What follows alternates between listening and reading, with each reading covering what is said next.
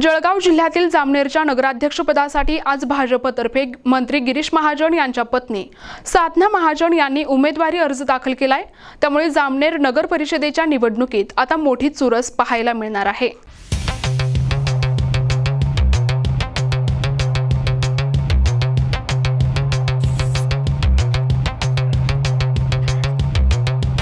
जामनेरच्या नगराध्यक्ष पदासाठी मंत्री गिरीश महाजन यांच्या पत्नी साधना महाजन यांनी आपल्या असंख्य कार्यकर्त्यांसह उमेदवारी अर्ज दाखल केला। त्यांच्या विरोधात महाविकास आघाडीच्या उमेदवार ज्योत्स्ना विस्पुते या निवडणुकीच्या रिंगणात आहेत। जामनेर हे मंत्री गिरीश महाजन यांचे होम ग्राउंड असल्याने त्यांच्या पत्नीने उमेदवारी अर्ज दाखल केल्यामुळे ही निवडणूक प्रतिष्ठेची बनली आहे। आता नगराध्यक्ष पदासाठी साधना महाजन विरुद्ध ज्योत्स्ना विस्पुते असा थेट सामना रंगणार आहे।